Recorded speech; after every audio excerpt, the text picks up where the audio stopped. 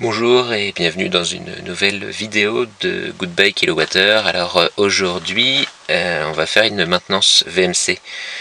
Donc là je vais aller sur une VMC double flux que j'ai installée l'année dernière. Et donc on va faire un petit point maintenance. Donc on va regarder les points que je regarde en maintenance, parce qu'une VMC ça se maintient. Alors une double flux plus qu'une simple flux, parce qu'il y a les filtres, mais on va voir aussi qu'il y a un petit peu de nettoyage à faire, qu'il y a des petits points à voir, des petits points de réglage, et donc ça peut être intéressant de faire une maintenance.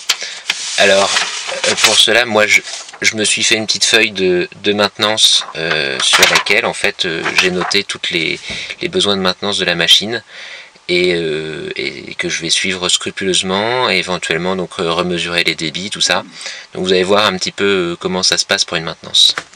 Alors pour la maintenance de la machine, on commence, alors là on l'a coupé pour vérifier les filtres. Donc la première vérification que je fais, c'est le premier aspect visuel de la machine. Vérifier bien que toutes les gaines sont bien connectées sur les caissons de répartition. Voilà, les caissons de répartition sont corrects. Les silencieux sont en place, tout est connecté. Donc c'est la première vérification visuelle. Ensuite on va faire une vérification des filtres. Alors là la cliente me dit les avoir changés récemment. Donc effectivement là on a le filtre qui est neuf. Alors ça c'est le filtre sur le... Ça c'est le filtre d'aspiration qui vient des bouches de salle de bain, cuisine et autres.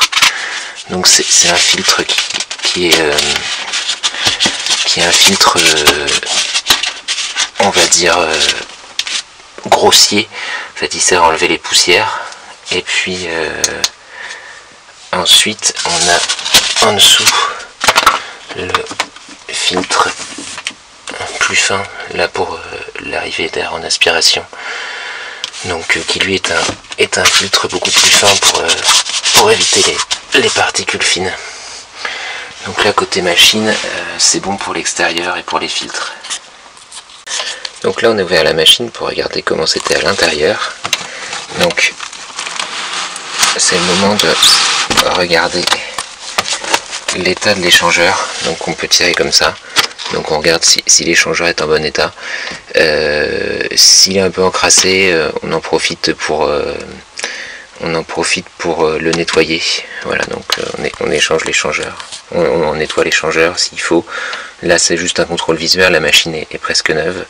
Donc il n'y a pas de souci, mais je le regarde quand même.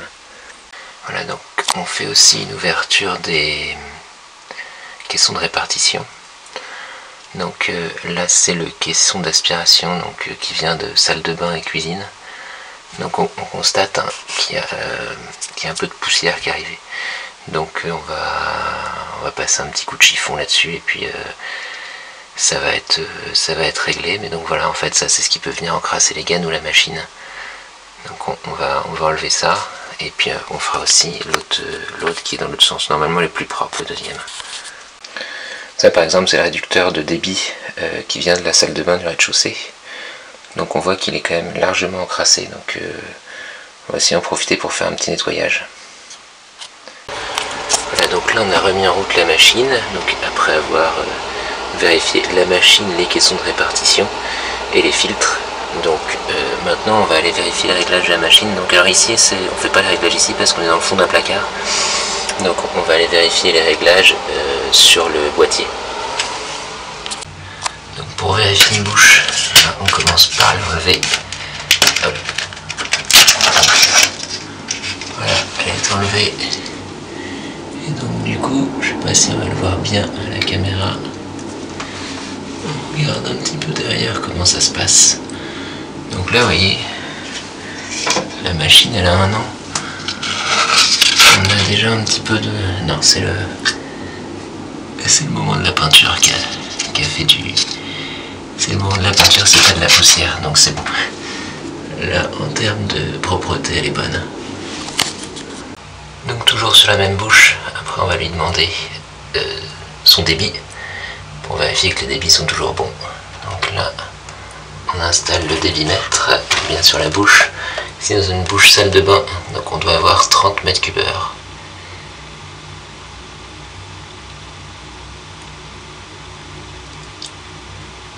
On croirait presque que je l'ai fait exprès. Donc voilà, on est sur 30 mètres cubes heure, donc cette bouche là est bonne. La vidéo maintenant se termine. Donc pour conclure sur la maintenance, donc on voit que c'est quelque chose qui peut être nécessaire. Alors moi je la préconise, allez, entre 1 et 3 ans. Les filtres vous pouvez les changer vous-même assez facilement. Après c'est vrai que les maintenances un peu plus lourdes où on ouvre les caissons de répartition, où on va nettoyer un petit peu les entrées de bouche, un petit peu le réseau derrière, on va bien vérifier tout le fonctionnement de la machine. Et puis on regarde aussi à l'intérieur de la machine pour voir les changeurs. Bon, ça peut se faire tous les 1 à 3 ans.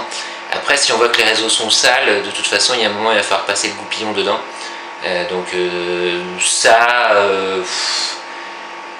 Entre 3 et 10 ans selon la saleté des réseaux, mais c'est pour ça qu'avec une maintenance légère ça permet de voir. Voilà, donc je vous invite à regarder aussi les vidéos qui sont les autres vidéos de la chaîne. N'hésitez pas à vous abonner, à commenter, à liker si vous le souhaitez. Et puis moi je vous dis à une prochaine sur Goodbye Kilowatt Heure.